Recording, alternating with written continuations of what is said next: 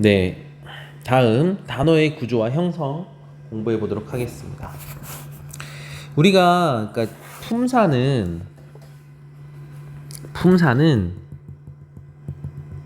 그러니까 이미 만들어진 단어들을 이제 분류하는 체계예요. 체제라고 할게요. 이미 만들어진 단어를 분류하는 어떤 체제에 대해서 배운 거고요. 이 단어는 이 만들어진 단어를 이제 분석하는 거예요. 앞에까지는 만들어진 단어를 우리가 한번 어떤 특성이 있는지에 따라서 9개의 품사를 나눠 놓았다면 지금 배우는 이 부분은 이미 만들어진 단어를 한번 쪼개보는 거예요. 그래서 이 단어는 어떻게 만들어진 거지? 라고 우리가 그 궁금증에 대한 답변을 찾아가는 부분이라고 생각해 주시면 됩니다. 배워보겠습니다. 의미를 가지는 말의 최소 단위를 형태소라고 합니다. 이때 의미는 어휘적인 것뿐 아니라 문법적인 것도 포함합니다. 푸르다라는 단어로 한번 예를 설명해 보도록 할게요. 푸르다는 푸르와 다로 쪼갤 수 있습니다. 근데 이 푸르는 이제 실제 의미를 가지고 있는 부분이고요. 이 다는 실제 어떤 명확한 의미가 있는 건 아니지만 어떤 문법적인 기능을 합니다. 문법 기능을 수행합니다. 어떤 문법 기능을 수행하느냐? 문장을 종결시키는 기능을 하는 거죠. 문장을 종결하는 기능. 문장을 종결하는 기능이요. 그래서 이렇게 실제적인 의미를 가지고 있는 형태소를 실질 형태소라고 하고요. 이렇게 특별한 의미는 없지만 어떤 문장을 종결하는 기능을 한다는 등 이런 식의 문법적인 기능을 수행하는 걸 보고 우리는 문법 형태소라고 합니다. 실질 형태소는 어휘 형태소라고도 하고요. 사실 실질 형태소란 말을 더 많이 씁니다. 그리고 이런 건 문법 형태소라고도 하고 그냥 형식적이다. 내용이 특별히 없다. 형식적이다 라고 해서 형식 형태소라고 부르기도 합니다. 그러면 하나만 더 예로 제가 설명을 드려보도록 할게요. 어디 보자. 우리가 뒤에서도 이제 배워보겠지만 기쁨이라는 단어가 있다고 쳐봅시다. 기쁨이라는 단어는 기쁘다의 기쁘에다가 미음이 붙은 거예요.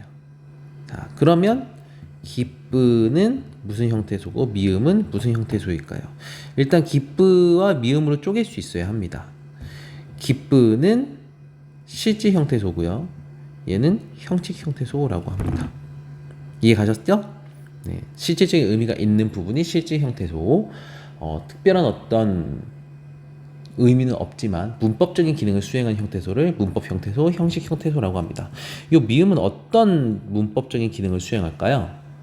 이 미음이 붙음으로써 기쁘다를 동사죠? 잠깐, 동사야? 형용사야? 기쁜다, 기쁘구나, 기쁘는구나. 아, 동사 아니고 형용사네요. 형용사를 명사로 만들어주죠. 기쁨이라는 명사로 바꿔주죠. 이런 역할을 수행합니다. 그래서 기쁘는 실질, 미음은 형식. 밑에 문단 볼게요. 형태소는 자립성에 따라서 그 또 종류를 나눌 수 있는데 푸르나 다 같은 경우는 문장에서 자립적으로 쓰일 수 없죠. 그러므로 의존 형태소라고 합니다. 그래서 푸르와 다는 모두 의존 형태소고 기쁘와 미음도 모두 의존 형태소입니다. 하지만 하늘과 같은 형태소는 문장 안에서도 혼자서 자립적으로 쓰일 수 있죠. 이런 걸 자립 형태소라고 합니다. 좀 너무 제가 번잡하게 필기했는데 다시 다 지우고 정리하도록 할게요. 형태소는 자립 형태소와 의존 형태소로 나뉠 수 있고요. 그 다음에 실질 형태소와 형식 형태소로 나뉠 수 있습니다. 그래서 보통 자립 형태소는 실질 형태소고 의존 형태소면 형식 형태소인데 보통은 그래요. 하지만 딱 하나 예외가 의존 형태소이면서 실질 형태소인 게 있습니다. 바로 용언의 어간입니다. 뭐 예를 들어서 뭐 푸르다의 여러분 푸르라든지 아니면 뭐 예쁘다의 뭐 예쁘라든지 기쁘다의 뭐 기쁘에 해당하는 요 부분들, 이런 부분들은 의존적이죠. 뒤에 반드시 뭐 어미나 뭐가 붙어야지만 쓰일 수 있습니다. 하지만 의미는 실질적으로 가지고 있기 때문에 이런 거는 네, 실질이면서 의존입니다. 이런 형태소들 가운데 새로운 단어 형성에 참여하는 것들이 있는데요. 이렇게 어근과 접사로 또 나누어 볼 수 있습니다. 어근은 의미의 중심부, 접사는 의미의 주변부. 가령 개살구, 먹이라는 단어에서는 살구와 먹이 의미의 중심을 이루죠. 주변부인 개와 이는 접사가 됩니다. 눈물이라는 단어는 눈 플러스 물인데요. 눈도 물도 모두 반반씩 의미를 차지하고 있습니다. 의미의 중심부를 이루고 있죠. 그러므로 어근의 자격을 둘 다 갖기 때문에 얘는 어근과 어근의 결합, 얘는 접사와 어근, 얘는 어근과 접사의 결합이라고 볼 수 있겠죠. 그러니까 이제 여러분들이 판단하기 어려운 것들이 과연 의미의 중심이냐 주변이냐, 이런 거를 이제 좀 판단하는 데 있어서 많은 어려움을 겪습니다. 사실 이런 거는 이제 공부를 많이 해봐서 단어들을 많이 분석하다 보면은 가끔이 아니죠. 이제 어느 정도 감을 잡을 수 있고요. 이걸로도 우리가 또 분류할 수 있지만 또 하나의 기준은 이제 새로운 단어 형성에 적극적으로 기여하느냐. 기여하면 접사예요. 예를 들어서 이라는 거 보면은 이건 정말 수도 없이 새로운 단어를 만드는데 기여합니다. 먹이, 뭐 높이, 길이, 또 뭐 있냐. 여튼 뭐 이자로 끝나는 것도 엄청나게 많이 우리가 만들 수 있잖아요. 높이, 길이, 생각이 안 나요. 먹이, 세 개밖에 생각이 안 나네요. 두뇌가 멈춰가고 있어요. 새로운 단어 형성에 적극적으로 기여하면 접사라고 볼 수 있습니다. 개도 마찬가지예요. 이 개가 무슨 뜻이냐면요. 개가 약간 거칠다 이런 뜻일 거예요. 그래서 개살구는 실제로 이제 먹지는 못합니다. 그래서 빛 좋은 개살구가 이제 되게 먹기 좋게 생겼는데 이제 실제로는 먹지 못하는 그런 이제 살구라는 뜻이죠.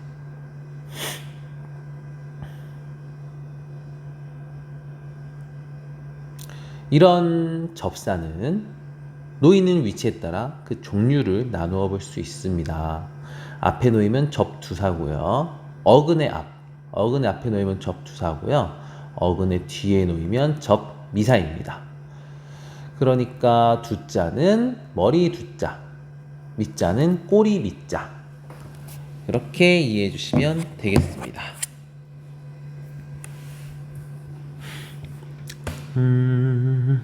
그리고 뭐 이런 거 외우실 필요는 없는데 일정한 의미만 더할 뿐 어근의 품사와 동일한 품사의 단어를 만들며 한정적 접사, 먹이의 이처럼 어근의 품사와 다른 품사를 만들어주면 지배적 접사. 그러니까 무슨 말이냐면요, 개살구는 개 플러스 살구잖아요. 어근의 품사가 뭐죠? 이 개살구의 어근은 살구고 살구의 품사는 명사입니다. 개살구는 뭐예요? 똑같이 명사죠. 품사 바뀌었어요? 안 바뀌었어요? 품사 변화 없죠. 하지만 먹이 같은 경우는요,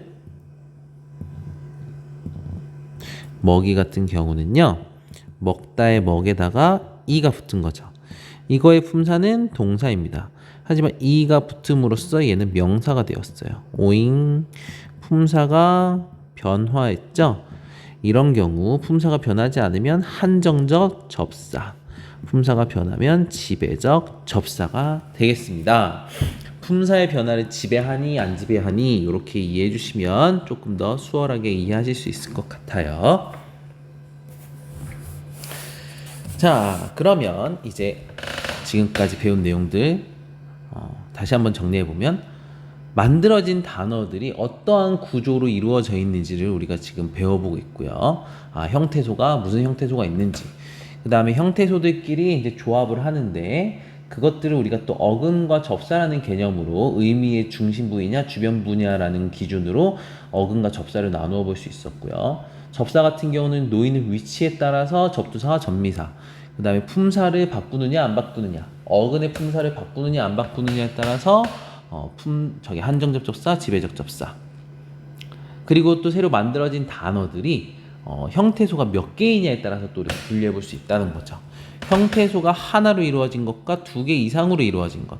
하늘, 바다처럼 하나로 이루어지면 단일어. 게살구, 먹이, 눈물, 덮밥처럼 두 개 이상으로 이루어지면은 복합어라고 합니다. 어근의 개수에 따라서 단일어와 복합어로 나뉘는데 이 또 복합어 같은 경우는 파생어와 합성어. 파생어는 이제 접사가 결합이 된 걸 의미하고요. 합성어는 어근과 어근의 결합으로 이루어진 것을 우리가 이해하시면 되겠습니다.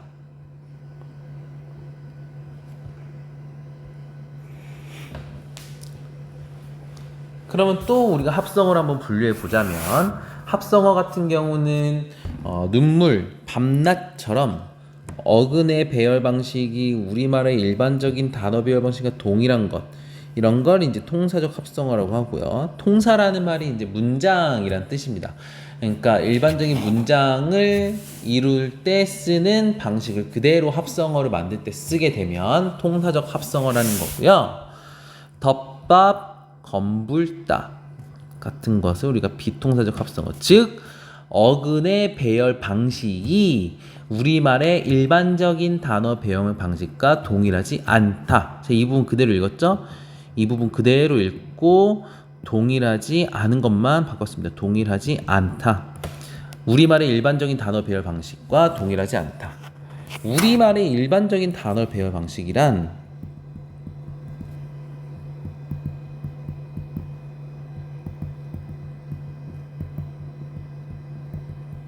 첫 번째, 조사가 잘 생략이 됩니다.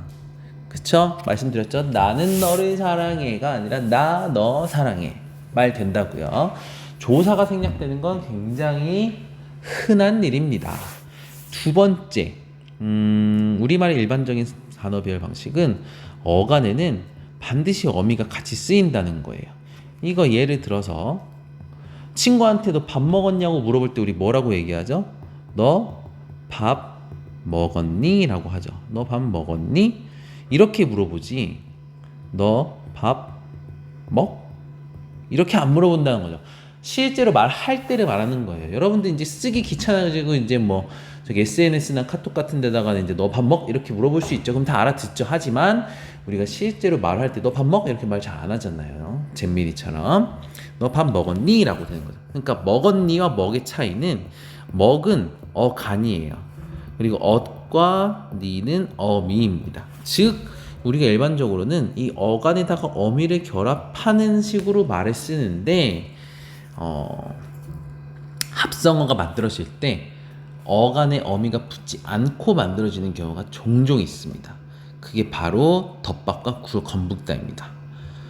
덮밥과 건북다, 건북다. 덮밥이죠. 덮다가 아니라. 덮밥은 덮다의 더 플러스 밥입니다. 그리고 건불다도 얘는 검다랑 불다가 합쳐진 거죠. 즉 덮다라는 어간 뒤에 보통 같으면 은 아니면 덮인 이런 식의 어미가 결합이 돼서 뭐 소고기로 덮인 밥, 뭐 불고기로 덮인 밥, 그래서 뭐 소고기 덮밥, 불고기 덮밥 이렇게 될 수 있는데 소고기 덮은 밥, 불고기 덮은 밥 이렇게 될 수 있는데 이 은이나 인이 빠졌다는 거죠. 여기 보세요. 체언이잖아요. 체언 앞에 어떤 식으로 이렇게 영혼의 어간이 붙어서 말이 만들어집니까? 이상하죠? 우리말의 일반적인 단어 방식을 따르지 않았다. 여러분이 덮밥이라는 단어가 익숙한 것과는 별개로 이 만들어지는 과정은 일반적이지 않다는 걸 이해하셔야 합니다. 그 다음에 검불다 같은 경우 이것도 마찬가지로 검다와 불다가 합쳐진 거예요. 그러면은 검고 불다가 되든가, 응? 뭐 이렇게 돼야 될 거 아닙니까? 근데 고라는 어미가 지금 빠져 있죠? 어간에다가 바로 어간이 붙었습니다. 비통사적이에요. 자, 또 하나의 예를 들어볼게요. 우리 이제 뭐 돌아가다라는 말이 있는데 이거는 돌다와 가다가 합쳐진 거죠. 그러면 요거랑 요거 사이에 지금 뭐가 붙어 있어요? 아라는 어미가 결합이 되어 있죠? 그러니까 어간, 어미, 어간 이런 식으로 자연스럽게 돌, 아, 가, 다 이렇게 돼 있으면 이거는 통사적인 합성어인 거예요. 하지만 요거 두 개는 비통사적이다. 즉 우리말의 일반적인 단어 배열 방식을 따르지 않았다. 이렇게 이해해 주시면 되겠습니다. 그래서 합성어는 통사적과 비통사적 합성어가 있고요. 그 다음에 복합어 가운데 만들어진 새로운 단어들 중에서 합성도 아니고 파생도 아닌 애매모호한 것들이 있다. 바로 축약이 있다. 열공, 국대 두 단어의 앞 음절만 따서 결합한 축약어. 칼제비, 쌈추 이런 거는 앞단어의 앞부분과 뒷단어의 뒷부분을 결합한 축약어다. 굳이 축약을 둘 중에 하나로 따져보자면 합성어에 가깝기는 하지만 전형적인 합성어와는 차이가 있다. 그래서 우리 단어 형성 방법 정리하면 이렇게 세 개로 우리가 정리해 볼 수 있다. 기초 다지기. 하늘, 실질 형태소고 실질 형태소는 대부분 자립 형태소라고 했습니다. 자립성을 띠고 있죠. 혼자서 쓰일 수 있다. 문장 안에서. 이 같은 경우는 이제 특별한 의미는 없죠. 실질 형태소의 반대면 형식 형태소. 형식이면서 의존이죠. 하늘이라는 것 뒤에 있어야 되기 때문에. 그리고 푸르는 네, 용언의 어간이죠. 용언의 어간은 실질 형태소이면서 의존 형태소다. 자, 그 다음 왼쪽의 단어들 한번 분류해 봅시다. 바다 단일어고요. 그 다음에 민들레 단일어고요. 그 다음에 합성어 어깨 동무, 어깨와 동무. 그 다음에 여닫다. 여닫다는 이제 열고 닫는다는 뜻이잖아요. 그러니까 여닫다는 열다와 닫다가 합쳐진 거니까 합성어가 되겠습니다. 하지만 열에다가 다시 붙었으니까 중간에 어미가 있다 없다? 어미가 없으므로 얘는 통사적 비통사적 합성어입니다. 그 다음 헛살다와 날개. 헛살다는 헛 플러스 살다. 그래서 헛은 접사, 접두사죠. 살다는 어근이 되겠고요.